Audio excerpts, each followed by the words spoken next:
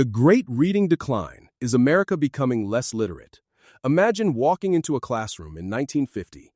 Students sit quietly with books open, reading chapter after chapter. After school, many head home and read comic books, newspapers, magazines, or novels for entertainment. Now, imagine a classroom today. The average student has access to more information than any generation in history. A device in their pocket can answer almost any question instantly. They can watch videos, listen to podcasts, interact with AI, and learn almost anything online. So, here's the surprising question. If information has never been more accessible, why are reading scores falling? Welcome to what some experts are calling the Great Reading Decline. Now, before we panic, let's clear up a common misconception. Americans are not suddenly unable to read. Basic literacy remains high across the country. The real concern is reading proficiency, how well people understand, analyze, and engage with complex information. According to the National Assessment of Educational Progress, often called the nation's report card, reading scores have been declining for over a decade. And here's the important part. The decline started before the pandemic. COVID certainly made things worse, but it wasn't the beginning of the problem. So what happened? Experts point to several possible causes. First, screen time. For most of human history, reading required sustained focus. Today, millions of young people consume information through short-form content. TikTok, Reels, Shorts. The average video may last only seconds. Some researchers believe our brains adapt to the type of information we consume most frequently. If we constantly practice rapid scrolling, maintaining attention on a 300-page book becomes much more difficult. Second, students are reading less for pleasure. Studies consistently show that students who voluntarily read outside of school become stronger readers over time, yet fewer young people report reading for enjoyment than previous generations. Third, curriculum debates.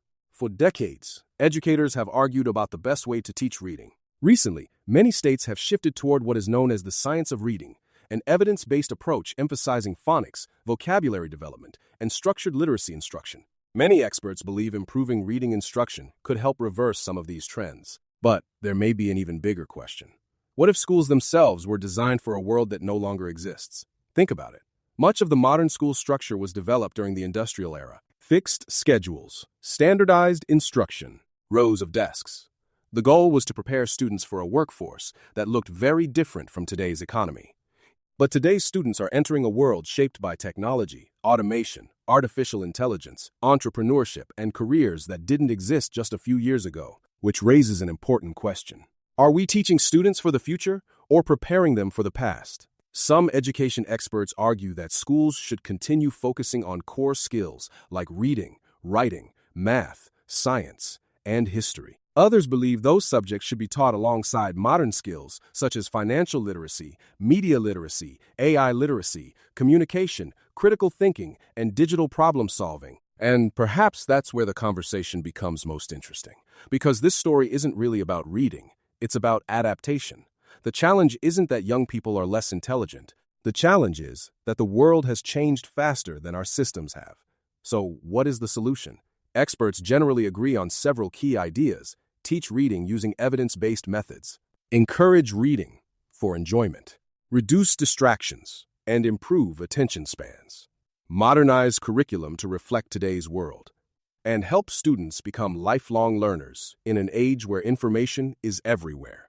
The future may belong less to the people who know the most facts, and more to the people who know how to learn, adapt, question, and think critically.